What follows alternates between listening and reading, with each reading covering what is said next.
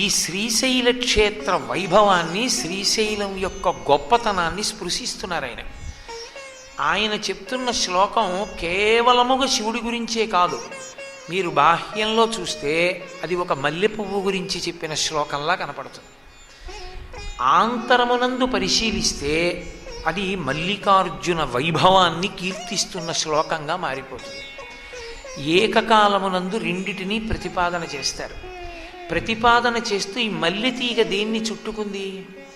అర్జున వృక్షాన్ని చుట్టుకుంది. అర్జున వృక్షం అంటే తెల్లమద్ది చెట్టు.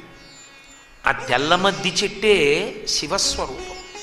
తెల్లమద్ది చెట్టు స్థలవృక్షంగా ఉండి లోపల ఉన్నటువంటి లింగం కరచరణాదులతో కదలిక లేకుండా ఉంటే, బయట తెల్లటి రూపంతో చెట్టు రూపంలో ఉండి గాలి ఇస్తూ శివస్వరూపంగా ఈ కన్నుల చేత చూడడానికి వీలుగా నిలబడినటువంటి వృక్షస్వరూపం ఉన్నటువంటి క్షేత్రములు మూడే. నేను మొన్న మీతో మనవి చేశా. 1 మధ్యార్జునం, 2 పూడార్జునం, 3 శ్రీశైలం. మళ్ళీ అర్జున వృక్షం స్థలవృక్షంగా ఉన్నవి ఇంకో 2 క్షేత్రాలు ఇక్కడే దక్షిణ దేశంలో ఉన్న శంకరాచార్యుల వారు ఆ రెండిటిని వదిలిపెట్టారు. వదిలిపెడుతున్నానని చెప్పడానికే శ్రీశైలాన్ని ప్రస్తావించారు. లేకపోతే శ్లోకం ఒరిగిపోతుంది అటువైపుకి, ఆ 2 క్షేత్రాల వైపు కూడా వెళ్ళిపోతుంది. కాదు, 3 యందు అర్జున వృక్షము స్థలవృక్షమైన శ్రీశైల క్షేత్రమే చాలా గొప్ప క్షేత్రము. అది శంకరాచార్యుల వారి ప్రతిపాదన. ఎందుచేత శ్రీశైల క్షేత్రమే గొప్ప క్షేత్రము? భ్రమరాంబ శక్తిపీఠమయ్యున్న కారణము చేత శివాలింగితం. అమ్మవారి వైభవం కూడా అంతగా ప్రకాశిస్తున్న క్షేత్రం శ్రీశైల క్షేత్రం. కాదు, అనేక నదులు, అనేకమైనటువంటి తీర్థములు, అనేకమైనటువంటి పవిత్రమైన వృక్షములు, ఎందరో సిద్ధపురుషులు తిరుగుతున్నటువంటి క్షేత్రము శ్రీశైల క్షేత్రము. ఒక క్షేత్రము యొక్క వైభవం చాలా గొప్పది అని చెప్పడానికి ప్రధాన కారణంగా స్వీకరించేది ఏది అంటే, జీవుడి ఉద్ధరణకి ఆ క్షేత్రం ఎంత పనికొస్తుంది అన్నది. అందులో సంధ్యారంభ విజృంభితం. మీరు బాహ్యంలో పరిశీలన చేయండి. సాయంకాలం సంధ్యా సమయము అంటే సాయంకాల వేళలో విజృంభణం, బాగా వికసించేటటువంటి పువ్వు మల్లె పువ్వు. సంధ్యారంభ విజృంభితం శృతి శిరస్థానాంతరాధిష్ఠితం. ఆ మల్లె పువ్వుని తలలో పెట్టుకుంటారు. శృతి అంటే చెవి, చెవిలో పెట్టుకుంటారు. శిర తల, ఈ రెండిటి మీద పెట్టుకుంటూ ఉంటారు. కాబట్టి శృతి శిరస్థానాంతరాధిష్ఠితం. చెవిలో పెట్టుకోవడము అంటే మీరు కేవలంగా అదేదో మగవాళ్ళు ప్రసాదంగా చెవిలో పెట్టుకోవడం అని భావన చేయకూడదు. పూర్వం ఒక లక్షణం ఉండేది. ఆడవాళ్ళు వీరులైనటువంటి మగవారు యుద్ధం చేయడానికి వెడితే ఒంటి నిండా గాయాలతో తిరిగి వచ్చేవాడు. ఒంటి నిండా గాయాలతో తిరిగి వచ్చి ధర్మం కోసం యుద్ధం చేసి ఇంటికి వచ్చినటువంటి వీరుడికి పత్ని ఇచ్చేటటువంటి అమిత మర్యాద ఏమిటి అంటే, చెవి నిండా, చెవి పైన పూల గుత్తులు పెట్టుకుని ఆలింగనం చేసుకునేవారు. ఆ నెత్తురు వాళ్ళ ఒంటికి అంటుకునేటట్టు. ఆ ఆలింగనం చేసుకున్నప్పుడు పురుషుడు తన భార్యని దగ్గరకి తీసుకుంటే ఆమె చెవులలోంచి ఆ పూల గుత్తుల వాసనలో ఆయన ముక్కు పుటాలకి తగలాలి. దాని చేత ఆయన ఎంతో శాంతి పొందేవాడు. అందుకని చెవుల్లో పెట్టుకుంటారు. అది పతివ్రతా లక్షణం, వీరపత్ని లక్షణం. అందుకని శృతి శిరస్థానాంతరాధిష్ఠితం. ప్రసాదంగా చెవిలో పెట్టుకోమని ఎక్కడా లేదు. కింద పడిపోతే ఇంకోళ్ళు తొక్కడాన్ని పక్కన పెట్టించే అవకాశం కోసమని చెప్పి చెవిలో పెట్టుకుంటారు తప్ప ప్రసాదం చెవిలో పెట్టుకోండి అని ఎక్కడా లేదు. ప్రసాదాన్ని శిరస్సు మీద మాత్రమే పెట్టుకుంటారు. కాబట్టి శృతి శిరస్థానాంతరాధిష్ఠితం సప్రేమ భ్రమరాభిరామమసకృత్సద్వాసనాశోభితం. భ్రమరముల చేత నిరంతరముగా ఆశ్రయింపబడి ఉంటుంది. ఆ మల్లె పువ్వు చాలా సువాసన, మంచి మకరందం.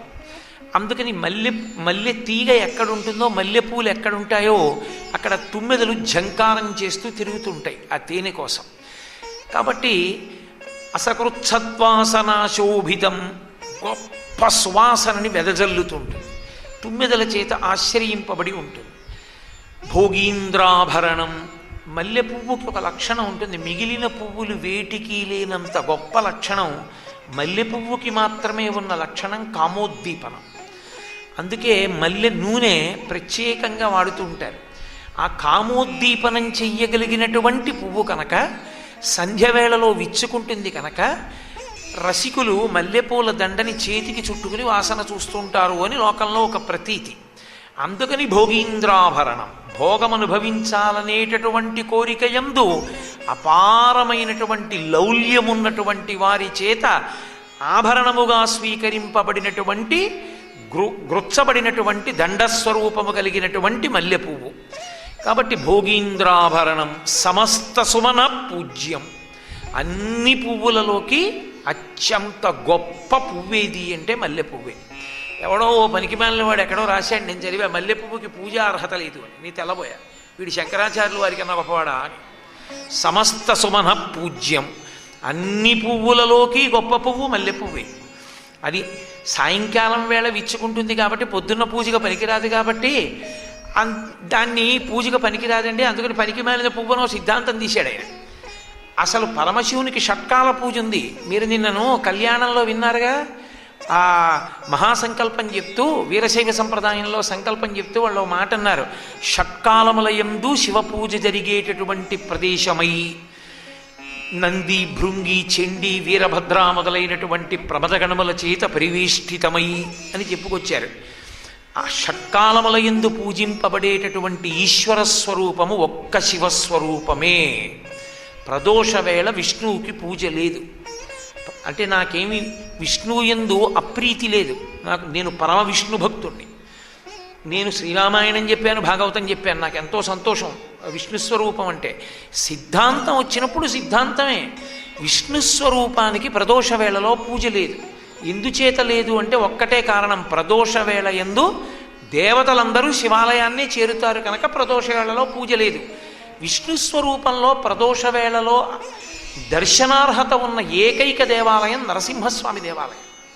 నరసింహ దేవాలయానికి వెళ్ళవచ్చు అని సిద్ధాంతం. షట్కాల పూజ ఉన్నవాడు పరమశివుడు ఒక్కడే. అందున ప్రదోషవేళ పూజ విశేష ఖ్యాతి. పీఠాలన్నిటిలో ఉదయం వేళ చంద్రమౌళీశ్వరారాధన బ్రాహ్మణులు చేసిన, ప్రదోషవేళలో జరిగేటటువంటి అభిషేకాన్ని మాత్రం పీఠాధిపతులే చేస్తారు. స్వయంగా పీఠాధిపతి కూర్చుంటారు. శృంగగిరి పీఠంలో అయితే అది ప్రధాన నియమం. 104 జ్వరం వచ్చి శరీరం ఊగిపోతుంటే మీరు చెయ్యలేరు అభిషేకం, ఇవాళ పక్కన కూర్చోండి అంటే, అసలు నేను ఈ కాషాయం కట్టుకున్నది, ఈ పీఠాసనం మీద కూర్చున్నది చంద్రమౌళీశ్వరారాధనకే, ఇది పడిపోతే నష్టమేమిటి, ఇది ఉన్నది దానికే అయినప్పుడు అని చల్లటి నీళ్లు శిరసాదిగా పోసుకుని చంద్రమౌళీశ్వరారాధన చేసినటువంటి అపారమైన నిబద్ధత కలిగిన జీవన్ముక్తుడు చంద్రశేఖర భారతీ స్వామి. కాబట్టి చంద్రమౌళీశ్వరారాధన అంటే చంద్రమౌళీశ్వరారాధనమే. చంద్రశేఖరేంద్ర సరస్వతి మహాస్వామి కామకోటి పీఠాధిపతులు చంద్రమౌళీశ్వరారాధనం అంటే దాని యందు నాదోపాసన కూడా చేసేవారు. అంత గొప్పగా ప్రదోష వేళలోనే పూజ జరుగుతుంది. అసలు శివపూజ అంతా ప్రదోష వేళే. దేవతా సార్వభౌముడైన సార్వభౌముడు వచ్చాడనుకోండి, అందరూ సామంతరాజులు వచ్చి కూర్చోవలసిందే. సార్వభౌముడు వచ్చినప్పుడు కూర్చొని వాడెవరు ఉంటారు? ఇప్పుడు మనం చెప్పట్లా ప్రోటోకాల్ అని, అలాగే సార్వభౌముడు వచ్చినప్పుడు అందరూ అక్కడ ఉంటారు అంతే. మీకు కనపడాలా అంటే కనపడక్కర్లేదు, వాళ్ళు ప్రచ్ఛన్న రూపాల్లో ఉంటారు. పరమశివుడు సార్వభౌముడు అని నేను చెప్పట్లేదు, తెల్లవారి లేస్తే క్షేత్రంలోనే చెప్తున్నారు. శ్రీశైలే స్వర్ణశృంగే కల్పవృక్షాళిశీతే స్ఫీతే సవర్ణ రత్నస్ఫురిత నవగృహే దివ్యపీఠే శుభార్హే ఆసీన సోమచూడ సకరుణనయన సంగన స్మేరవక్త్ర అంటూ శ్రీశైలే స్వర్ణశృంగే మణిగణరచితే కల్పవృక్షాళిశీతే స్ఫీతే సవర్ణ రత్నస్ఫురిత నవగృహే దివ్యపీఠే శుభార్హే ఆసీన సోమచూడ సకరుణనయన సంగన స్మేరవక్త్ర శంభుశ్రీ భ్రమరీశ ప్రకటిత విభవో దేవతా సార్వభౌమ అని పిలవట్లా. ఆయన దేవతా సార్వభౌముడు. దేవతా సార్వభౌముడైనటువంటి పరమశివునకు ప్రదోష వేళ ఎందే అత్యంత గొప్ప పూజ జరుగుతుంది. అటువంటి పరమేశ్వర స్వరూపము యొక్క పూజకు అర్హత పొందినటువంటి పువ్వు కనుక ఆయన కోసం అప్పుడే పూసేటటువంటి పువ్వు అదొక్కటే. మిగిలిన పూలన్నీ అప్పటికి వాడిపోతాయి.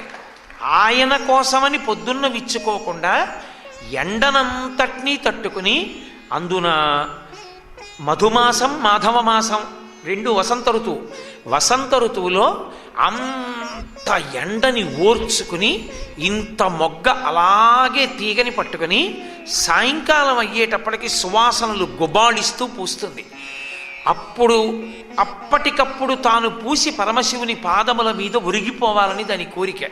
అందుకని పువ్వులన్నిటికి గొప్ప పువ్వు అయింది అది. అంతేకాని అన్ని పువ్వుల్లోకి తక్కువ పువ్వు మల్లె పువ్వు కాదు. అన్ని పువ్వులు సూర్యకిరణాలకి విచ్చుకుంటాయి. అదొక్కటే చంద్రకిరణాలకి విచ్చుకునేది కాదు, సూర్యకిరణాలకి వాడేది కాదు. సూర్యుడు పశ్చిమాద్రిని చేరుతుంటే అది బాగా వికసనాన్ని పొందుతుంది, ప్రదోష పూజ కోసం సిద్ధమవుతుంది. అది మల్లెపువ్వు యొక్క గొప్పతనం. కాబట్టి సమస్త సుమన పూజ్యం గుణావిష్కృతం. ఎంత సువాసనం! మల్లెపువ్వు ఉంది అంటే దాచలేరు. పనసపండు మల్లెపువ్వు దాచేవి కావు. మల్లెపువ్వు ఎంత గొప్ప సువాసనతో ఉంటుందో, మామిడి పండు ఎంత తీయగా ఉంటుందో, అలా తన యొక్క గుణముల చేత లోకాన్ని గుబాళింపచేసిన వాళ్ళు, తమ వాక్కుల చేత ఈ లోకాన్ని తరింపచేసిన వాళ్ళు ఇద్దరు మహాపురుషులు. మల్లెపువ్వు మామిడి పండు లక్షణాలతో చైత్రమాసం వైశాఖ మాసంలోనే పుట్టారు ఈ లోకంలో. చైత్ర శుక్ల నవమి రామచంద్ర ప్రభువు తన నడవడి చేత ధర్మాన్ని చూపిస్తే, వైశాఖ శుక్ల పంచమి నాడు శంకర భగవత్పాదాచార్య స్వామి అవతార స్వీకారం చేసి ఈ భూమండలమంతా తిరిగి మహానుభావుడు మళ్ళీ ధర్మము లుప్తమైపోతుంటే సనాతన ధర్మము యొక్క ప్రమాణాన్ని నిలబెట్టి వేదాంతర్గతమైనటువంటి అద్వైత సిద్ధాంతాన్ని ప్రచారం చేసినటువంటి మహాపురుషులు ఆవిర్భవించినటువంటి వసంత ఋతువు అది. అటువంటి మధు మాధవ మాసములు అంటారు సంస్కృతంలో చైత్ర వైశాఖ మాసములు. ఆ చైత్ర వైశాఖ మాసముల యందు గుణావిష్కృతం, గొప్ప సువాసనలు వెదజల్లేటటువంటి పువ్వు మల్లె పువ్వు. కాబట్టి సంధ్యారంభ విజృంభితం శృతిశిరస్థానాంతరాధిష్ఠితం సప్రేమ భ్రమరాభిరామసకృత్సద్వాసనాశోభితం భోగీంద్రాభరణం సమస్త సుమన పూజ్యం గుణావిష్కృతం సేవే శ్రీగిరిమల్లికార్జున మహాలింగం శివాలింగితం. అది పరమశివుణ్ణి కౌగిలించుకుని ఆ మల్లెపూల దండ, ఆ చిన్ని ఇంత దండ అయితే చాలు, ఆ మల్లికార్జున లింగానికి ఇలా చుట్టూ చుడితే ఆ మల్లె పువ్వుల చేత చుట్టబడినటువంటి వాడై సేవే శ్రీగిరి మల్లికార్జున మహాలింగం శివాలింగితం ఉంటుంది. ఆ శ్లోకాన్ని మీరు శంకరాచార్యులు వారు మల్లె పువ్వు మీద రాయడానికి శివానంద లహరిలో 50వ శ్లోకంగా ప్రయోగించవలసిన అవసరం ఆయనకి లేదు. కానీ ఆయన లక్ష్యం వేరు. శ్రీశైలం వెళ్ళినటువంటి వాడు కేవలముగా మల్లికార్జున లింగాన్ని చూడడానికే పరిమితము కాకూడదు. శివుడు శివలింగంగానే కాదు, ఒక అద్భుత స్వరూపంగా ప్రకాశిస్తున్నాడు బయట. అదే ఆ తెల్లమద్ది చెట్టు అర్జున వృక్షం. ఆ అర్జున వృక్షాన్ని ఆ మల్లె తీగ అల్లుకుంది. అల్లుకుంటే అది విచ్చుకుంది. ఆ తీగకున్నటువంటి పువ్వులు విచ్చుకుని అసలే తెల్లమద్ది చెట్టు. తెల్లమద్ది చెట్టుని తీగ అల్లుకుంది. తీగ అల్లుకుంటే ఎలా అల్లుకుంటుంది? మీరు ఎక్కడో అక్కడ లాగేస్తానంటే ఊడు రాదు, తెగిపోతుంది తప్ప ఊడు రాదు. అలా చుట్టేసుకుంటుంది. అలా చుట్టేసుకుని ఉండడమే భక్తికి పర్యాయపదం అంటారు. ఒక చోట శంకరాచార్యులు వారు శివానంద లహరిలోనే ఆయన భక్తి అన్న మాటకు అర్థం ఏమిటి అంటే, ఆ లత చెట్టుని ఎలా అల్లుకుంటుందో అలా అల్లుకోగలిగినటువంటి స్థితిని పొందడం అంటారు. కాబట్టి మల్లెతీగ స్వరూపంలో పార్వతీదేవి ఆ అర్జున వృక్షాన్ని చుట్టుకుంది. మల్లికార్జునలింగం శివాలింగితం, అమ్మవారి చేత ఆలింగనము చేయబడి ఉంటుంది. ఎందుకని? పీఠం అంబమయం సర్వం శివలింగైశ్చ చిన్మయం సాకారంచ నిరాకారం నిర్గుణంచ గుణాత్మకం తత్వం తత్పరమం బ్రహ్మ ఇది వేదాంత డిండిమహ అని శంకర భగవత్పాదులు. వేదాంత డిండిమంలో శివలింగము అంటే పీఠం అంబమయం, పీఠమంతా అమ్మ, పైన ఉన్న చిన్మయం పరమేశ్వర స్వరూపం అయినప్పుడు ఇద్దరికీ భేదం ఉందా? పీఠము లింగము కలిసిపోయి ఉంటాయి. అలాగే తెల్లమద్ది చెట్టుని ఆ మల్లె తీగ చుట్టుకుంది. చుట్టుకుంటే శంకరాచార్యుల వారికి ఓ చెట్టు నల్లుకున్న మల్లె తీగ కనపడలేదు. ఆయన చూసి అన్నారు, నాకు పార్వతీదేవి చేత ఆలింగనము చేయబడినటువంటి పరమశివ స్వరూపము ద్యోతకమవుతోంది. మీరు కొంచెం జాగ్రత్తగా పట్టుకోవాలి. మీరు మల్లికార్జున జ్యోతిర్లింగం దగ్గరికి వెళ్ళి కూర్చుని పార్వతీదేవి చేత ఆలింగనము చేయబడినటువంటి పరమశివ స్వరూపాన్ని దర్శనం చేస్తానన్నారనుకోండి, కళ్ళ ముందు మీకు అలా కనపడదు. తత్వవిచారణ చేసి పీఠాన్ని శివలింగాన్ని చూసి అంబా అయ్యగా మీరు భావన చెయ్యొచ్చు. అది భావన, మీరు అలా చూడవలసి ఉంటుంది. అయినా కూడా పీఠం మీకు అమ్మవారిలా కళ్ళకి కనపడడం కష్టం. కానీ చెట్టు అంటే పురుషుడు, తీగ అంటే స్త్రీ. అమ్మవారు అయ్యవారిని కౌగిలించుకున్నటువంటి అభేదమైనటువంటి ఆ పార్వతీ పరమేశ్వరుల యొక్క కళ్యాణ స్వరూపాన్ని చూడ్డానికి శంకరాచార్యుల వారు ఒక అద్భుత ప్రయోగం చేశారు. మల్లెతీగ చేత ఆలింగనము చేయబడి చుట్టుకోబడిన మద్ది చెట్టు కనపడుతోంది నాకు. ఆ మద్ది చెట్టు శివస్వరూపం, స్థలవృక్షం కనుక నాకు పార్వతీ పరమేశ్వరులు ఇక్కడ దర్శనమిస్తున్నారు అన్నారు ఆయన. అంటే నేను అనుకోవడం బహుశः శంకర భగవత్పాదులు శ్రీశైల క్షేత్రంలో ఆ చెట్టు దగ్గరికి వచ్చేటప్పటికి ఈ ప్రాకారం, ఈ దేవాలయ వ్యవస్థ అప్పటికి లేదు. అప్పటికి శంకరులు స్వేచ్ఛగా ఇక్కడికి వచ్చారు. శంకరాచార్యుల వారి కాలంలో శ్రీశైలం రావడం అంత తేలిక కాదు. మీరు చరిత్ర పరిశీలనం చేస్తే కాపాలికుల ప్రభావం చాలా ఎక్కువ ఇక్కడ. కాబట్టి అంత తేలికగా వచ్చి ఇక్కడ ఉండడం సాధ్యమయ్యే విషయం కాదు. అటువంటి రోజులలో శంకరాచార్యుల వారు ప్రదోష వేళలో ఇలా వెళ్ళారన్నమాట. ప్రదోష వేళ కేవలం ఒక శివార్చన సమయం కాబట్టి మల్లికార్జున లింగ దర్శనానికి వెడుతున్నారు. వారు మల్లికార్జున లింగం దాకా వెళ్ళలేదు, ఆగిపోయారు. ఎందుకు ఆగిపోయారంటే వారికి అసలు పార్వతీ పరమేశ్వర దర్శనం ఎక్కడైంది అంటే ఆ మద్ది చెట్టు దగ్గర అయింది. అంటే అక్కడ ఒక మల్లె తీగ ఉండేది. ఆ మల్లె తీగ చుట్టుకోవడంలో ఆయన పార్వతీ పరమేశ్వర ఆలింగన స్వరూపాన్ని దర్శనం చేశారు. జగద్గురువులు చేసినటువంటి ఆ దర్శనాన్ని ఇప్పటికీ మనం కూడా పొందచ్చు. కానీ ఆనాడు వారు ఆ దర్శనం పొందడానికి ఏది ఆధారమో ఆ ఆధారాన్ని ఇప్పటికీ మనం అలా పరిరక్షించుకోగలిగితే. కాబట్టి సంధ్యారంభ విజృంభితం శ్లోకం మళ్ళీ మొదటి నుంచి రండి. మల్లికార్జున స్వరూపం ఏమిటో చెప్తున్నారు ఆయన. అది మల్లికార్జున అన్న మాటకి. అర్జున వృక్షము శివుడైతే మల్లికా తీగ చేత చుట్టబడి ఉన్నటువంటి ఆ చెట్టు మల్లికార్జున లింగము. తత్వత మల్లికార్జునుడుగా ఎందుకు వచ్చాడు అన్నది నేను చివరిలో స్పృశిస్తాను. సంధ్యారంభ విజృంభితం, సంధ్యాకాలమునందు విజృంభిస్తాడు ఆయన. సంధ్యాకాలమునందు విజృంభించడం అంటే శివ అన్న స్వరూపానికి ఒక లక్షణం ఉంటుంది. ఆయన తనలో తాను రమిస్తూ ఉంటాడు. అదే ఏ జన్మకైనా చివరి ప్రయోజనం. ఇక మళ్ళీ ఆయన శరీరంలోకి రాడు అన్న స్థితి ఎప్పుడు అంటే ఆయన శివుడైపోవాలి. ఆయన శివుడైపోవాలంటే ఏ కదలికలు లేకుండా తాను ఆత్మస్వరూపాన్ని అనుభవిస్తూ అద్వైత భావన యందు నిలబడిపోవాలి. అలా నిలబడిపోయినటువంటి స్థితిని ఎవడు పొంది ఉన్నాడో వాడు శివుడయ్యాడు. సంధ్యారంభ విజృంభితం, కదలకుండా ఉండవలసినటువంటి శివుడు విపరీతంగా కదిలి ఆడుతాడు. ఎక్కడ? చిదంబరంలో. ఎప్పుడు ఆడతాడు? ప్రదోష వేళలో ఆడతాడు. లోకాన్ని పరిపాలించేవాడు ఎప్పుడూ లేచి ఉండి కదులుతూ ఉండాలి. ఎప్పుడూ కదలవలసిన వాడు శ్రీరంగంలో పడుకుని ఉంటాడు. అది విచిత్రం.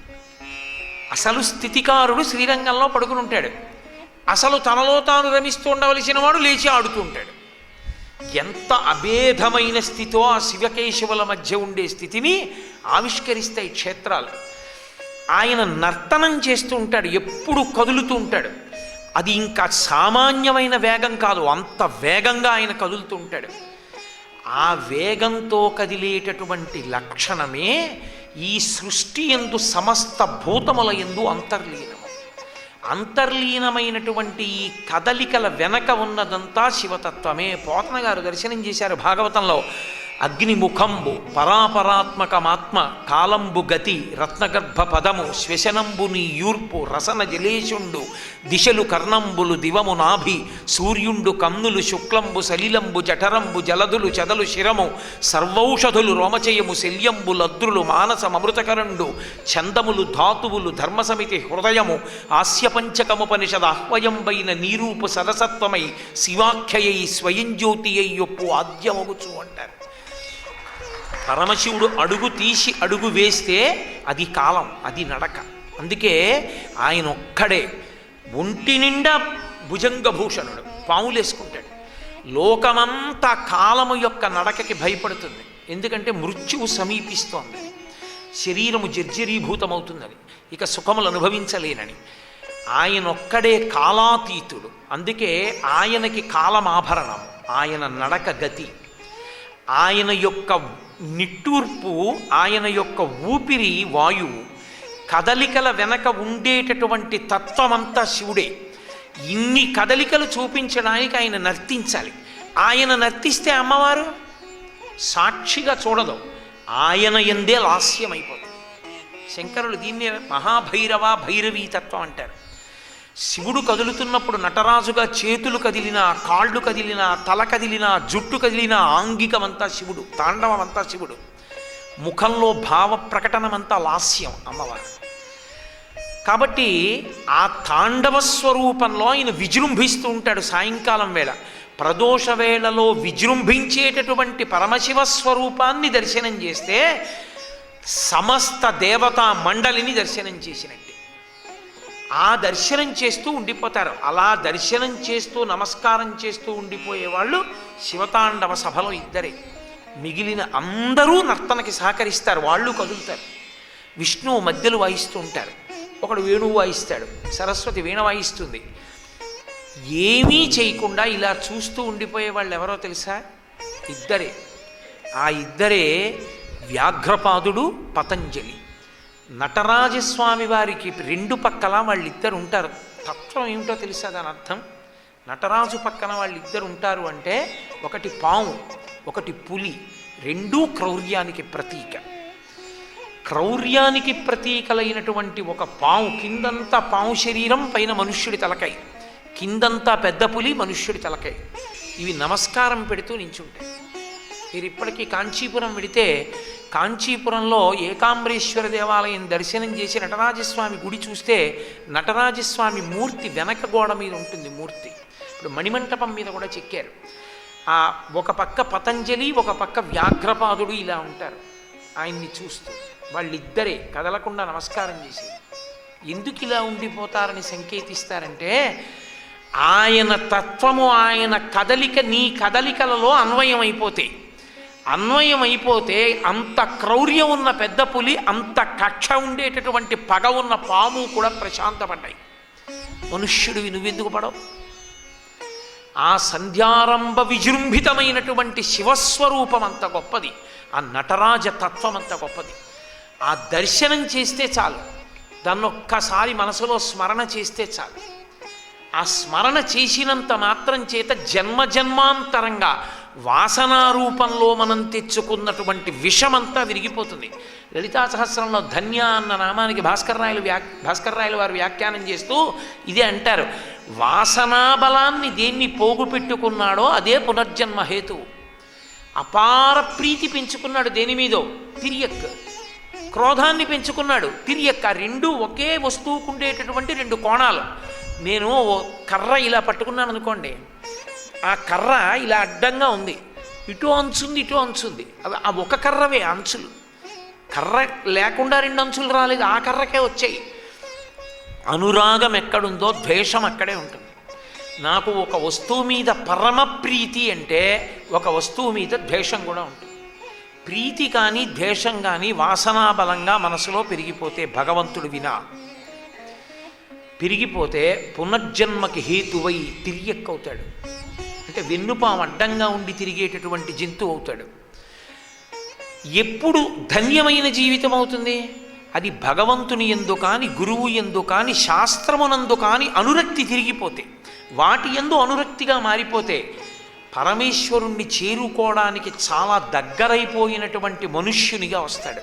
అంటే పరమ జ్ఞానము కలిగినటువంటి వ్యక్తికి కుమారుడిగా జన్మించి ఆయన చేత ఉపనయన సంస్కారము పొంది గాయత్రి ఉపదేశాన్ని పొంది తండ్రి దగ్గరే చక్కగా ఉపదేశాన్ని పొంది ఆయన అనుష్ఠానాన్ని చూసి తాను చేసి భగవంతుణ్ణి చేరుకోవడానికి దగ్గరకు వెళ్ళిపోతాడు.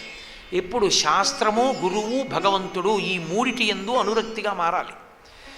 ఈ మారడం అనేటటువంటి ప్రక్రియ విజృంభణం. అది ఆ ఆలోచన సరళిలో ఒక మార్పు రావాలి. అది ఎలా అంటే వెనక్కి వెళ్ళాలి. ముందుకు వెడితే ఇంద్రియాలు, మీరు జాగ్రత్తగా పట్టుకోవాల్సి ఉంటుంది ఈ విషయం. మీరు ముందుకి చూస్తున్నంతసేపు, కదలికలు ముందుకు వెడుతున్నంతసేపు ఇంద్రియాలతో మగ్నం అయ్యారని గుర్తు. నేను ఇలా చూశాననుకోండి, కంటితో చూశాను, ఏదో విన్నాను అనుకోండి, చెవితో విన్నాను, ఏదో ముట్టుకున్నాను అనుకోండి, చర్మానికి తగిలింది, నేను లోపలికి వెడుతున్నాను అనుకోండి, ఇప్పుడు ఇవేవి బయటికి వెళ్ళ వెనక్కి వస్తాయి. కన్ను ఇక చూడడం మానేయాలి, అంటే మూతపడిపోవాలి. లేదా కన్నిలా చూస్తున్నా చూడడం ధర్మం కాబట్టి చూస్తూ ఉండాలి, కానీ లోపలి కన్ను ఇంకొక దాన్ని చూపిస్తూ ఉండాలి. ఇక్కడ కూర్చుని నేను ఇలా చూస్తూ ఉంటే నాకు ఎదురుగుండా వస్తున్నటువంటి వ్యక్తులు నా యొక్క మనస్థలకం మీద పడకుండా నాకు ఆ భ్రమరాంబాదేవి తెల్లటి కళ్ళు, నల్లటి గుడ్లు, అమ్మవారు కట్టుకున్న పట్టు చీర, ఆమె మీద వేసినటువంటి నిమ్మకాయల దండలు, పక్కన వేసిన నిమ్మకాయల దండలు, ఆ పుష్పహారాలు, అమ్మవారి దగ్గర కూర్చున్న అర్చక స్వామి, పెద్ద కర్పూరం ఇచ్చేటటువంటి పరికరం, ఇవన్నీ అక్కడ వేసినటువంటి శ్రీచక్రాలు, కొన్ని మేరువులు, ఇవన్నీ నాకు కనపడుతూ ఆ ఎదురుగుండా ఉన్నదాన్ని మనసు గ్రహించట్లేదు అనుకోండి, కంటికి మనసుకి మధ్య సంబంధం తెగిపోయి. అది తెగాలి. అది తెగి వెనక్కి వెళ్ళాలంటే మనసు తెంపుకుని వెనక్కి వెళ్ళాలి. అలా విడితేనే ఈశ్వరుడి వైపుకి వెడుతోంది. పైకి వెడుతున్నంతసేపు లోకం వైపుకి వెడుతోంది. ఆ కదలిక రావాలి, వెనక్కి కదలిక రావాలి. అది ధ్యానమునందున్నాడు అనుకోండి, ధ్యానమునందుంటే కన్ను చూడడం మానేసేయాలి, చెవి వినడం దాని ధర్మం, వింటుంది. పాలవాడు వచ్చాడు, అమ్మగారు పాలు అన్నాడు, భార్యకి వినపడింది, తనకి వినపడదు. వినపడదంటే ఆయన చెవులు మూసుకోలేదు, వినడం ధర్మం. ఆ శబ్ద తరంగం వచ్చి కర్ణభేరిని కొట్టింది, వింది చెవి. చెవి విన్నదాన్ని మనసు పుచ్చుకోలేదు, మనసుకి చెవికి మధ్య ఉన్న కవాటం తెగిపోయింది. మరి లోపల ఏం వింటోంది?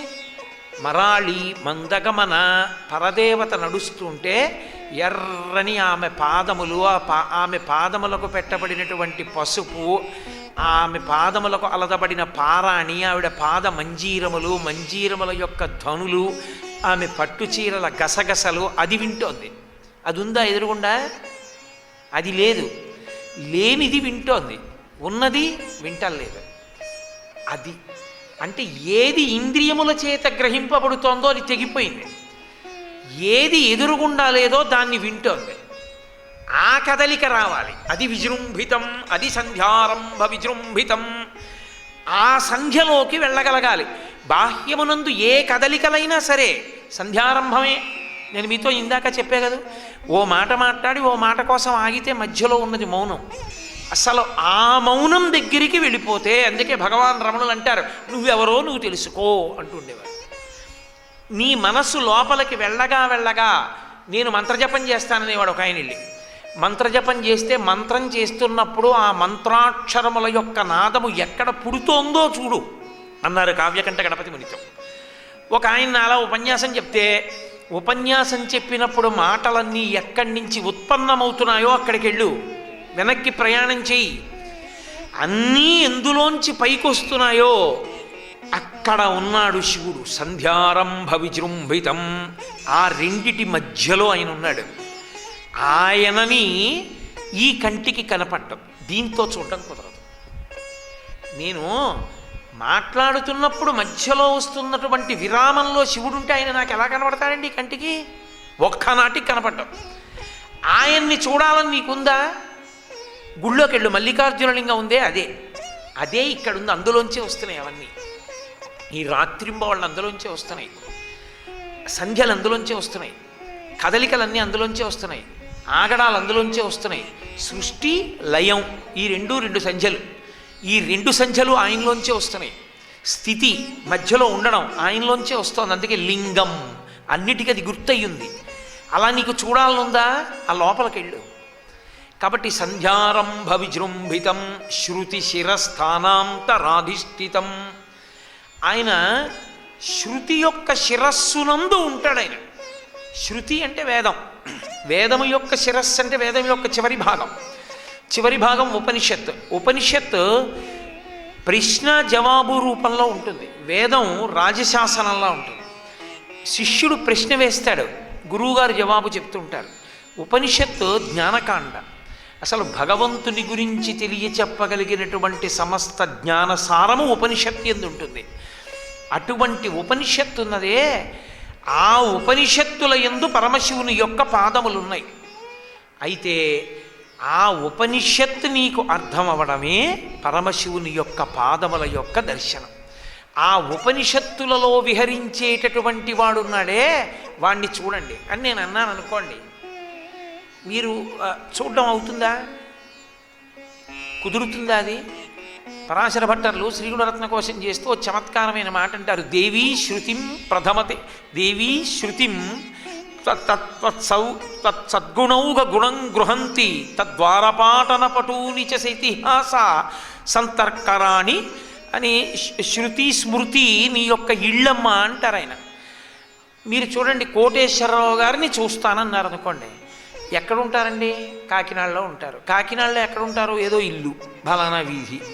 కోటేశ్వరరావు గారిని చూడడానికి అక్కడికి వెడితే కనపడతారు. మీరు వచ్చారు, ఏదో ఏమంటే కోటేశ్వరరావుని చూడాలని దూరం నుంచి వచ్చామండి, కానీ మీరు వచ్చారని మీకు నా దర్శనం అవ్వదు, నేను ఇవ్వాలనుకుంటే దర్శనం అవ్వదు. చాలా పనిలో ఉన్నాను, కలవడం కుదరదని చెప్పు అన్నాను అనుకోండి, మీరు చూడగలరా? చూడలేరు. సరే ఓసారి కలుస్తాను అని బయటికి వచ్చాను అనుకోండి, మీరు కలుస్తారు. నా విషయంలోనే ఒక సామాన్యుణ్ణి నన్ను చూడడమే కుదరకపోతే, నా ఇల్లు తెలిసినా పరమేశ్వరుణ్ణి చూడడం ఎలా కుదురుతుంది? ఉపనిషత్తు ఆయన ఇల్లండి అన్నాను అనుకోండి, ఉపనిషత్తు పుస్తకం తీస్తే ఉంటాడా? ఉండడు. మరి ఉపనిషత్తు అర్థం చేసుకుంటే జ్ఞానము నిలబడితే శివుడిగా అనుభవంలోకి వస్తాడు. అది అందరికీ సాధ్యమా? అందరికీ సాధ్యం కానివాడు అందరికీ చూడడానికి వీలుగా ఓ చోట ఉన్నాడు. ఎక్కడో చూద్దాం అనుకుంటున్నావా? మల్లికార్జునలింగమే. అది శంకరుడు అనుబంధం ఏర్పరచడం అంటే. అది ఎక్కడో ఉన్నవాణ్ణి అందని వాణ్ణి అందిస్తారు. ఇప్పుడు నీకు ఆర్తి వచ్చిందా లేదా?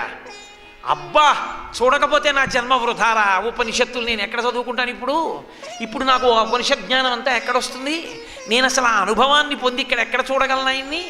ఉపనిషత్తుల్లో శివుణ్ణి జ్ఞానము చేత అనుభవంలో పొందలేను, ఆయన పాదములు కనపడవు. కానీ ఏమీ లేకపోయినా నేను ఎలా ఉన్నానో అలా ఓసారి 10 అడుగులు వేస్తే కనపడతాట. ఎక్కడ? మల్లికార్జునలింగంగా ఉన్నట్ట. ఓసారి అలాగన్నా వెళ్ళి తల తాటించొద్దాం. ఒక ఆయన జన్మజన్మాంతరములు పరిశ్రమ చేసి ఉపనిషత్ విహారం చేస్తున్న వాడి యందు తల పెట్టి పాదముల మీద తాటించి సంతోషించాడు. నాకు చేత కాకపోయినా వెళ్ళి అలా వెళ్ళి తల శివలింగం మీద పెట్టి తరిస్తాను. ఎంత అదృష్టవంతులు ఇప్పుడు జాతి అంతా! మనం పొందిన అదృష్టం ఏమిటో శంకరులు జ్ఞాపకం చేస్తున్నారు. అది జగద్గురుతత్వం అంటే. ఏది గొప్పదో, ఏది దాని గొప్పతనాన్ని మనం తెలుసుకోలేకపోతున్నామో దాన్ని మనకి జ్ఞాపకం చేసి ఆ దర్శనంలో మనం ఆనందం పొందేటట్టు చెయ్యాలి. పసిపిల్లవాడు ఆడుకోవడానికి బంగారు కాసులిని పట్టుకెళ్ళి పోశారనుకోండి, ఆడుకోరాడు. పడగ్గది ఎవరు రారు, మీ ఇంట్లో ఉన్నాయని ఇన్కమ్ ట్యాక్స్కి తెలియదు, ఇన్ని బంగారు కాసులు పోసి ఆడుకోరా అన్నారు. వాడు ఆడుకున్నాడు. వాడికి ఏమన్నా అక్కడ చింతపిక్కలు పోసినా అంతే, బిస్కెట్లు పోసినా అంతే, బంగారు బిస్కెట్లు పోసినా అంతే. వాడికి దేని వలన ప్రహృష్టం కాదు. బంగారానికి చింతపిక్కకి తేడా వాడికి తెలిస్తే కదా. అదే మీరు కోటేశ్వరారు 1000 బంగారు కాసులు చూస్తారంటే అన్నారనుకోండి, అబ్బాయి ఎక్కడండి అంటే ఇక్కడ ఎవరికి చెప్పకండి, పక్కకి రండి అని ఒక డబ్బా తీసి ఇలా పోసారనుకోండి, నేను వెంటనే అబ్బా అని ఇలా ముట్టుకుని అమ్మో ఎంత ఉంటుందంటారు అంటానా? అన్నా బంగారు కాసు విలువ తెలిసిన వాడికి బంగారం చూస్తే ప్రహృష్టం. అసలు బంగారం తెలియని వాడికి ఇస్తే వాడు ఎందుకు సంతోషిస్తాడు? అసలు నీ చేతిలో ఉన్నదేదో, నువ్వు చూస్తున్నదేదో, దాని గొప్పతనం ఏమిటో నీకు తెలిస్తే కదా సంతోషపడ్డావు. అది మామూలుది కాదురా, నువ్వు చూడ్డానికి సాధ్యమే కాదు అసలు. అది నీ జన్మలో నువ్వు చూడలేవు. ఇలాంటి 1,000,000 జన్మలు ఎత్తితే నీకు దర్శనం అవుతుంది. ఇక్కడ 1,000,000 జన్మల సాధన చెయ్యి, అప్పుడు కనపడుతుంది. అది శృతిశిరస్థానాంతరాధిష్ఠితం, అది సంధ్యారంభ విజృంభితం. అది భౌతికంగా కనపడేది కాదు, అది అనుభవంలోకి వచ్చేది, అది వాక్కులకు దొరికేది కాదు. అది దొరుకుతోంది రానికి అక్కడ. అది అసలు విరాట్ స్వరూపం. అది నీ రెండు చేతులు ఇలా పెట్టి మూసేస్తే, బోర్లించేస్తే నీ చేతుల్లోకి ఒరిగిపోతుంది.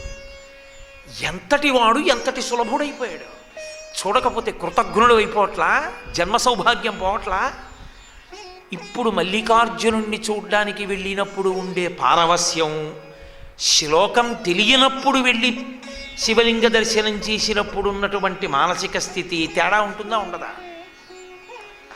చూసి నీతో పట్టుకెళ్ళిపోతావు శివలింగాన్ని. ఎప్పుడు శంకరుల శ్లోకం నీకు అర్థమైతే ఆ శివలింగాన్ని చూసి వెళ్ళిపోవడం కాదు. అబ్బా అంత గొప్పడితండి, నేను చూసి వచ్చానండి అండో, ఏమి భాగ్యం అండి, చూసి రాగలిగానండి, మహానుభావుడు దర్శనం ఇచ్చాడండి అని కళ్ళు నీళ్లు తుడుచుకుంటాడు. 80 ఏళ్ళు వచ్చి పడకుర్చీలో పడుకుని ఏం అదృష్టమో, ఏముంది నాకు అర్హత, వాడు నాకు దర్శనం ఇచ్చాడండి. ముట్టుకున్నానండి చేతులతో, ముట్టుకున్నాను, ముట్టుకుని ఆయన మీద విభూతి రాసుకున్నానండి, ఇలా గంధం పెట్టుకున్నాను, మారేడుదలం ఇలా పెట్టుకున్నాను. ఏం భాగ్యం, ఏం చెప్పమంటారు అనే ఆనందంలో అసాధ్యం అనుకున్నది సుసాధ్యమైపోతే ఆనంద భాష్పాలు వస్తాయి. నీవు పొందిన భాగ్యం ఏమిటో అది నువ్వు ఎంత జాగ్రత్తగా గుప్తంగా దాచుకోవాలో. అది బయట సంచిలో పట్టుకెళ్ళేది కాదు, ఇక్కడ నీకు నువ్వు పట్టుకెళ్ళాలి. పట్టుకెళ్ళి జీవితాంతం నీ ఐశ్వర్యంగా దాచుకుని అనుభవించి ఆనందించినట్టు స్మరించి కళ్ళమ్మటి నీళ్లు కార్చుకోవాలి. ఆ అనుబంధం చెప్తున్నారు శంకరాచార్యులు వారు. కాబట్టి శృతి శిరస్థానాంతరాధిష్ఠితం సప్రేమ భ్రమరాభిరామమసకృత్సత్వాసనాశోభితం. మామూలుగా కాదు, పరమ ప్రేమతో. జగదంబ ఆదిశక్తి ఆవిడ ఏ వస్తువు యందు ఏ రూపంలో కదులుతుందో ఆ కదలికల వలన ఆ వైభవాన్ని ఇస్తుంది. ఆవిడ కదలికలన్నీ ఆవిడవే. ఆవిడ యశస్విని. ఆవిడ ఒక్కొక్క కదలిక ఒక్కొక్కరి ఎందు పెట్టి కీర్తినిస్తుంది. నిజానికి ఆవిడ అలా కదలకపోతే ఆ వస్తువుకి కీర్తి లేదు. ఆవిడ ఒకడి ఎందు ఉపన్యాస శక్తిగా ఉంటుంది. ఉండి వాడు ఉపన్యాసం చెప్పాడని వాడిని రాజద్వారంలోంచి తీసుకెళ్ళి మల్లికార్జున లింగం దగ్గర కూర్చోపెట్టించి వాడితో అభిషేకం చేయిస్తుంది. వాడిని భ్రమరాంబా తల్లి దగ్గరికి తీసుకెళ్ళి రాజద్వారం దగ్గర గుమ్మం ఎదురుగుండా కాసేపు నించోపెట్టుకుని బాలభోగం బూరి పెడుతుంది. శ్రీచక్రం దగ్గర కూర్చోబెట్టి కుంకుమ ఇస్తుంది. ఎక్కడది అర్హత వాడికి? వాడి జన్మ వల్ల కాదు వాడికి అర్హత, వాడి చదువు వల్ల కాదు వాడికి అర్హత, వాడి యొక్క ఉద్యోగం వల్ల కాదు వాడికి అర్హత, వాడు చెప్పుకున్న మాటల వల్ల అర్హత. వాడి ఉపన్యాసం చెప్పుకున్నాడు, అందుకు గౌరవించారు. ఎక్కడదా ఉపన్యాసం?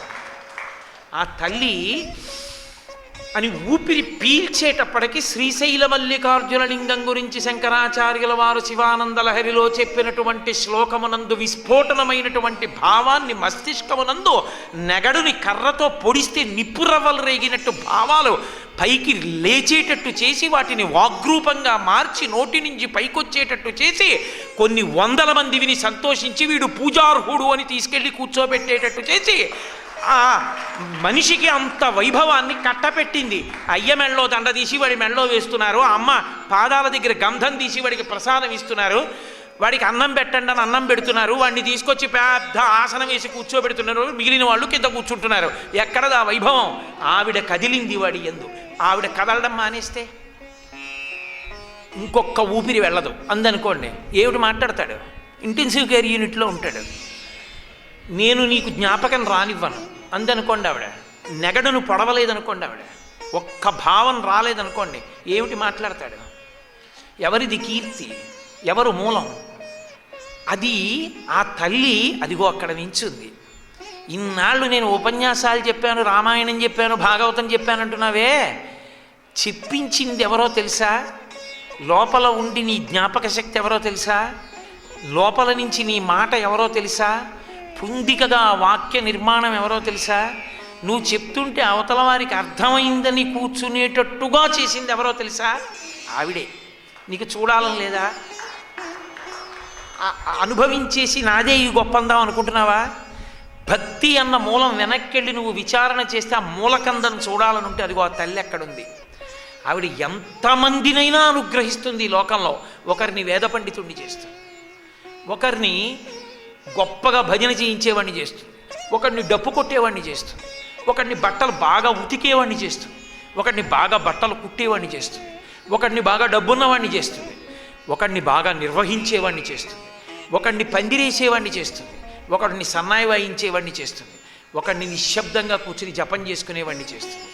ఎన్నైనా చేయగలదు. ఇన్ని చేసినా తాను గుప్తంగా ఉండి కీర్తి బిడ్డలకిస్తుంది.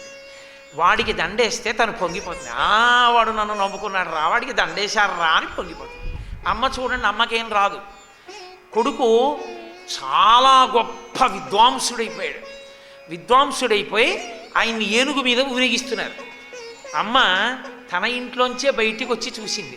చూసి కన్న కడుపు, వాణ్ణి నేనే కన్నాను, నేనే పాలిచ్చాను, నేనే అన్నం పెట్టాను, నేనే చదువుకోమన్నాను, ధూర్తుడు నన్ను ఎక్కించలేదు ఏనుగు అందం. అందరూ కళ్ళు విప్పి ఇలా చూస్తుంటే ఆవిడ ఒక్కతే చూడ్డానికి వీలు లేకుండా ఆవిడ కళ్ళకి నీటి పొర అడ్డుపడుతుంది. వాడు ఇంత వాడయ్యాడు, నేనే కన్నాను, వాడు ఇంత వాడయ్యాడు, నాకు ఇంతకన్నా ఏం కావాలమ్మా అని కళ్ళజోడు తీసి కళ్ళు తుడుచుకుని నాకు సరిగా కనపట్టలేదంటుంది. ఈలోగా ఏనుగు వెళ్ళిపోతుంది. కనపడని ఆవిడ తృప్తి పొందుతుంది, చూసిన వాళ్ళు అసూయ పొందుతారు. అది లోకం లక్షణం. కాబట్టి ఆ తల్లి లక్షణం అది. ఆవిడ యశస్విని, ఆవిడ కీర్తినిస్తుంది. ఆ తల్లి ఎంతమందికైనా కూతురుగా వస్తుంది. మొన్న చెప్పానుగా, ఆడపిల్లలందరూ ఆవిడే, అందుకే ఆడపిల్ల. కానీ ఆమె మాత్రం ఎప్పుడూ పరమశివునికే ఇలా. అది ఆమె ప్రేమ. ఎన్ని అవతారాలైనా తీసుకుంటుంది. దాక్షాయిణిగా వస్తుంది, భార్గవిగా వస్తుంది, కాత్యాయినిగా వస్తుంది. ఎంతమంది నాకు కూతురుగా రావాలని కోరుకున్నారో వాళ్ళందరికీ కూతురుగా వచ్చింది. హిమవంతుడికి కూతురుగా వచ్చింది. నిన్న వినలా మీరు? ప్రవర గంధమాదన పర్వతానికి ప్రపౌత్రి, హిమాలయ పర్వతానికి పుత్రి, ఇలా వరుసగా చెప్పుకుంటూ వచ్చారు. ఒక పర్వతానికి కూతురా అమ్మవారు. బాగా చైతన్యం ఉన్నటువంటి మనుష్య ప్రాణికి కూతురుగా వస్తే వాడు ధూర్తుడై ఆ కూతుర్ని పోగొట్టుకున్నాడు దక్షుడు. ఒక పర్వతం నెత్తి మీద పెట్టుకుని పొంగిపోయింది. అమ్మా ఏం అదృష్టం అమ్మా నాది, కేవలంగా ఒక కొండని గిరులలో నొక్క గిరినైన నా పేరు వెలయచేసి తిట్లు ఇందువదన, నీకు తండ్రినైతి నాకింత చాలదే, ఇది మహాద్భుతంబు ఇందువదన అన్నాడు. అందుకే ఎక్కడ ప్రవర చెప్పినా హిమవంతుని యొక్క కుమార్తె హైమవతిగానే ఆవిడికి కళ్యాణం. అంత గొప్ప తల్లి. అటువంటి భర్త యందు అపారమైన ప్రేమ, సప్రేమ భ్రమరాభిరామ. అమ్మవారు అయ్యవారిని కౌగిలించుకోవడం అంటే ఎలాగో తెలుసా? కామంతో కౌగిలించుకోవడం కాదు. ఆమె కౌగిలించుకోకపోతే సృష్టి అయోమయం. వాళ్ళిద్దరూ కౌగిలించుకుంటేనే సృష్టికి ప్రయోజనం. అంటే కారు ఉంది, నడవదు, ఏమిటి ప్రయోజనం? నడుస్తుంది, ఆగదు, ఏమిటి ప్రయోజనం? కారు యాక్సిలేటర్ తొక్కితే 120 కిలోమీటర్లు వెళ్ళిపోతుందండి గంటకన్నాడు. ఏమన్నా ఆగుతుందా? ఆగదు. బ్రేక్ లేదన్నాడు, ఎక్కుతావా? ఎక్కవు. కదలాలి, ఆగాలి. రెండూ కారును ఆవహిస్తేనే నువ్వు కూర్చుంటావు, లక్ష్యాన్ని చేరుకుంటావు. ఈ రెండింట్లో ఏం లేకపోయినా అది పనికిరాదు. కారు హార్స్ పవరు, పాలు పాల కమ్మతనం, కమ్మతనంతో కూడిన ఆకలిని తీర్చి మీకు శక్తినివ్వగలిగిన శక్తి, నీటిలోని దాహాన్ని తీర్చగలిగిన శక్తి. ఇవి ఎలా విభజించి చూడడానికి వీలు లేకుండా ఒకదానితో ఒకటి ఆశ్రయించుకుని ఉంటాయో, శక్త్యా లోభయితున్నాహం ఐశ్వర్యేణ ధనేన వా అనంద్యే రాఘవేణాహం భాస్కరేణ ప్రభాయధ అంటుంది సీతమ్మ. సూర్యుని యొక్క వెలుతురు, చంద్రుని యొక్క చల్లతనం, పువ్వు యొక్క సౌరభం ఎలా విడదీయలేవో పార్వతీ పరమేశ్వరులు అలా కలిసి ఉన్నారు కాబట్టి అది శివం. ఈ శరీరం ఎందుకు శివం? ఇది మాట్లాడుతోంది కాబట్టి. ఈ శరీరం అమ్మవారైతే లోపల చైతన్యం పరమశివుడై ఇద్దరు కలిసి ఉన్నారు కాబట్టి శివం. దీన్ని చైతన్యం వదిలిందనుకోండి శవం. ఆ రెండు కలిసి ఉంటేనే ప్రయోజనం, విడిపోతే అయోమయం. ఆ సృష్టికి అర్థం లేదు ఇంకా. అలా మీరు తత్వత చూస్తే సృష్టి అంతా వాళ్ళిద్దరి యొక్క ఆలింగన స్వరూపం, ప్రయోజనకరమై ఉన్నది కాబట్టి. అదే ఆమె పాతివ్రత్యం కోణంలో చూస్తే ఆ తల్లి ఎప్పుడూ పరమేశ్వరుణ్ణి కౌగిలించుకుని ఉంటుంది. కౌగిలించుకుని ఉండడం అన్న మాటకు అర్థం ఆమె ఆయనని విడి ఉండేటటువంటి లక్షణమున్నది కానే కాదు. ఆమె తనంత తానుగా ఆదిశక్తి. కానీ ఆమెకి అత్యంత అసహ్యకరమైన విషయం ఏమిటి అంటే తన గురించి స్తోత్రం చేస్తే ఆవిడికి కోపం, చిరాకు వస్తుంది ఆవిడికి. అందుకే పెద్దలు ఇప్పటికీ ఓ మాట చెప్తారు, సౌందర్య లహరి చదువుకోవాలనుకుంటే ముందు శివానంద లహరి చదివి చదువు అని చెప్తారు. శంకరులంతటి వారు అమ్మవారి వైభవం చెప్పడం మొదలుపెట్టి ముందు అయ్య పేరెత్తకుండా మొదలెడితే అమ్మ పలకదని శివశక్త్యాయుక్తో అంటూ శివనామంతో మొదలెట్టారు. ఆయన పేరెత్తితే తప్ప ఆవిడ విందు. ఆవిడ బహుప్రసన్నురాలయ్యేది ఎప్పుడో తెలుసా? ఆయనని కీర్తిస్తే సంతోషిస్తుంది. అందుకే శంకరులు విపంచాగాయంతి వివిధమపదానం పశుపతే అంటారు. సరస్వతీదేవి ఆయన దగ్గర కచేరీ చేస్తే అమ్మవారి వైభవాన్ని స్తోత్రం చేయదు, పరమశివ వైభవాన్ని కీర్తిస్తుంది. ఆయన గురించి పాడుతుంటేట ఆవిడ సంతోషపడిపోయి శబాష్ అంటుంది. ఆ మాట అని పొంగిపోతుందిట. ఆవిడ శివ సంకీర్తనం వింటే ఇలా ఇలా అంటుందిట. తాంబూల చర్వణం చేస్తూ ఇలా కదిపితే తాంబూలారుణపల్లవాదరయుతే తాటంకహారాన్వితే వీణానాద నిమీలితార్థనయనే విప్రస్థ చూలింబరే. ఆ తాంబూలం నములుతూ ఆ చెవి తాటంకములు కదిలేటట్టుగా ఇలా ఇలా అని మురిసిపోతుందిట ఆవిడ. ఆవిడ అంత శివభక్తి తత్పరురాలు. శివభక్తి అంటే భర్త యందు అంత ప్రీతి కలిగిన మహాపతివ్రత. అందుకే వ్యాసుడు లలితా సహస్రంలో ఆవిడ్ని స్వాధీన వల్లభ అని పిలిచాడు. భర్తని స్వాధీనం చేసుకుంది అన్నారు. భర్తని స్వాధీనం చేసుకుంది అంటే ఇలా చూపించి కాదు, కైకమ్మల కోపగృహంలోకి వెళ్ళి కాదు. ఎలా స్వాధీనం చేసుకుంది అంటే సీతమ్మల ప్రియాతు సీతారామస్య దారాహ పితృకృత ఇది గుణాద్రూప గుణాఛాపి ప్రీతిర్భూయోభ్యవర్ధత అంటారు వాల్మీకి మహర్షి. అనువర్తించి అనువర్తించి అనువర్తించి ఆయన ఆమెను సంప్రదించకుండా ఉండలేక మనసులో స్మరించకుండా ఉండలేని స్థితిని కల్పించింది. ఎంత అనువర్తించిందంటే ఆయన మరిచిపోయాడు తన పనులు తాను. ఆయన ఏది అక్కడే ఉన్నా ఆయన కనపడదు. ఏమే అంటే అక్కడే ఉంది ఉత్తరీయం అంటుంది, అన్న తర్వాత ఇక్కడే ఉంది అని తీసి మెళ్ళ వేసుకుంటాడు. అంటే ఆయన మనస్సుని ఆమె మనస్సుగా తీసేసుకుంది ఆవిడ. ఇప్పుడు ఆయన మంచి పనులు కాదు, ఏ పని చేసినా ఉత్తినే చెప్పడం. ఏదో భార్య యందు ఆయన స్వాధీనుడైపోయి చెప్పకపోతే చంపేస్తుందని చెప్పడం కాదు, చెప్పకుండా ఉండలేనంత ప్రేమ. పేపర్ ఎందుకు చదువుతావు? ఒక్కొక్కరు చూడండి, ఏమి లేదండి వాళ్ళ పేపర్లో విశేషాలంటాడు. మరి ఎందుకు చదివామన్నారనుకోండి, చదవకుండా ఉండలేక. పోనీ వాడు చెప్పాడని వీడు ఊరుకుంటాడు, వీడు తీసి చదువుతాడు, వీడు తీసి చదివి అంటాడు అబ్బాయి నిజమే ఏం లేదు ఇవాళ అంటాడు. మరి వాడు చెప్పాడుగా ఎందుకు నీకు సమయం వృధా అంటే వాడికి వాడు అనుభవించాలి ఇవాళ ఏం లేవని తెలుసుకోవడానికి.